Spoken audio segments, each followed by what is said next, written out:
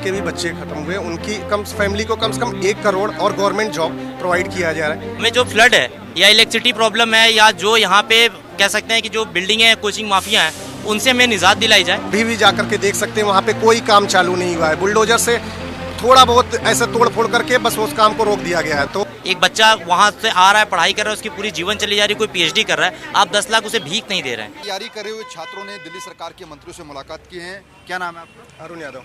अरुण जी, क्या क्या मांगे आपने रखी मंत्रियों के सामने? हमारी मुख्य 10-12 बातें थी, हमने एक एक उसमें बता दिया, जिसमें से एक रेंट का इशू था। बहुत ज़्यादा वहाँ छोटे छोटे कमरों के 15,000, 20,000, 25,000 रेंट लिया जाता है, उस पर रेगुलेशन लाने के लिए हमने बोला है।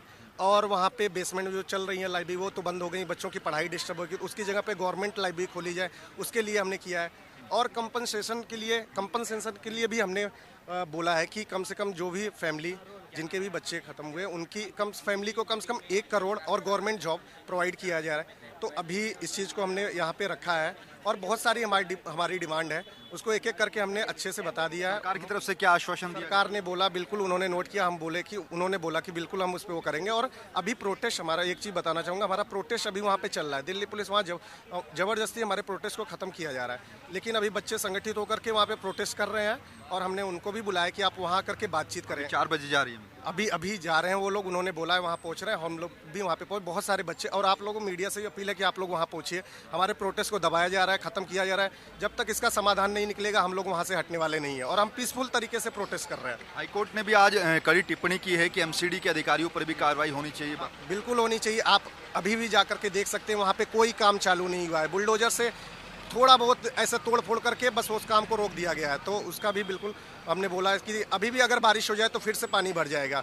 तो अभी तक काम नहीं चालू हुआ है, उसके लिए भी हमने बोला है। Thank you. देखिए, ये तमाम छात्र हैं यूपीएससी से जुड़े हुए जिन्होंने मुलाकात की है। क्या नाम है आपका? अविनाश, मेरा नाम अविनाश जी, आपकी मुलाकात हुई दिल्ली सरकार के मंत्रियों से, क्या कुछ मांगे आपने रखी, क्या आश्वासन मिला? हमारी नीति अतिशी जी से बात हुई और मिनिस्टर, होम मिनिस्टर और बाकी तमाम जो भी यहाँ के रिस्पॉन्सिबिलिटी लोग ऑफिसर थे उन सभी थे। हम लोगों ने जो मेन बातें की उसमें कि हमें जो फ्लड है या इलेक्ट्रिसिटी प्रॉब्लम है या जो यहाँ पे कह सकते हैं कि जो बिल्डिंग है, कोचिंग माफिया हैं, उनसे हमें निजात दिलाई जाए और एक ऐसी बॉडी बनाई जाए जिससे कि हम रेगुलर समस्या, ऐसा ना हो कि 2 दिन का कांड हो फिर बात दब जाए। ये एक लॉन्ग टर्म फेज हो जाए कि लॉन्ग टर्म की समस्याओं को दूर किया। जैसे अगर एक मीटिंग है यहाँ पे सेंट्रल सेक्रेटरी बात करके, उसी तरह जगह जगह एक बॉडी, रेगुलेट बॉडी हो जो हमें एश्योर कर सके कि हम उन बड़े बड़े कोचिंग माफियाओं से तो डायरेक्ट नहीं लड़ पाएंगे, लेकिन उन छोटी छोटी चीज़ों पर जाके हम अपनी बात रखेंगे। एक पटल होगा जिससे कि हमारा समस्या जो भी होगा वो उसका निदान हो, निराकरण हो, जो कह सकते हैं। इसके अलावा जो भूख हड़ताल आप लोगों की वहाँ पर चल रही थी, क्या उसको लेकर भी बातचीत हुई, वो खत्म हो अभी गई? वैसा कुछ नहीं है क्योंकि वो कह रहे हैं कि प्रशासन हमारे अंडर है नहीं, हम वहाँ जाएंगे। भूख हड़ताल जो भी उसकी अथॉरिटी होगी, हम लोगों ने मांग किया कि जो कंपनसेशन है वो 1 करोड़ हो, क्योंकि 10 लाख वो कहते हैं 10 लाख में होगा क्या? एक बच्चा वहाँ से आ रहा है, पढ़ाई कर रहा है, उसकी पूरी जीवन चली जा रही है, कोई पीएचडी कर रहा है, आप 10 लाख उसे भीख नहीं दे रहे हैं। हम यहाँ पे हजारों करोड़ रुपया आपको देते हैं, आप बदले में हमें भीख मत दीजिए। उसका एक उचित, जैसे कहते हैं ना कि अगर आप यहाँ पे आए हो तो एक उचित दायरा होता है, उसी तरह एक उचित जो मांग है उसकी मांग कर रहे हैं हम। कोचिंग सेंटर को रेगुलेट करने के लिए दिल्ली सरकार कानून लाने की बात कर रही है, उस पर भी चर्चा हुई है? जी, उस पर भी चर्चा हुई है कि हम कैसे कोचिंगों को रेगुलेट कर सकते हैं और क्या कोचिंग कैसे दिल्ली गवर्नमेंट ही क्यों चला पाए, या शायद दिल्ली गवर्नमेंट जैसे मेंटरशिप चलाती है, दिल्ली गवर्नमेंट जैसे कोचिंग कहते हैं कि हम डायरेक्ट आईआईटी और नीट की एग्जाम तैयारी कराते हैं, यूपीएससी की भी तैयारी अगर हो सकता है भविष्य में कराने की योजना उनकी बन रही है। तो क्या आश्वासन क्या मिला है? आश्वासन अभी ऐसा कोई ग्राउंड रिपोर्ट पे नहीं है, अभी प्राइमरी लेवल पे बात हुई है।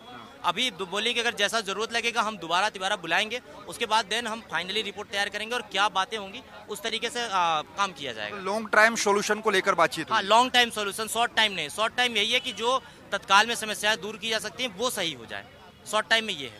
तो क्या लग रहा है कि अब सॉल्यूशन हो जाएगा? लग तो रहा है सर, होना चाहिए। बोले हैं कि हो जाएगा, थोड़ा टाइम लगेगा। देखिए क्या होता है, सुधार होता है कि नहीं होता है सर।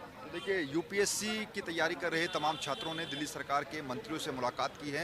आतिशी जिसमें मौजूद थी, गोपाल राय जिसमें मौजूद थे, और सीधे तौर पर इन्होंने अपनी सभी मांगे रखी हैं और कंपनसेशन की बात की गई है जिन 3 छात्रों की जान गई है, और लॉन्ग टाइम प्लान के लिए जो सोल्यूशन के लिए जो तमाम विचार हैं और जो अपने मांगे हैं वो इन्होंने दिल्ली सरकार के मंत्रियों के सामने रखी हैं। कैमरा पर्सन विवेक के साथ नमित त्यागी, जनतंत्र टीवी, दिल्ली।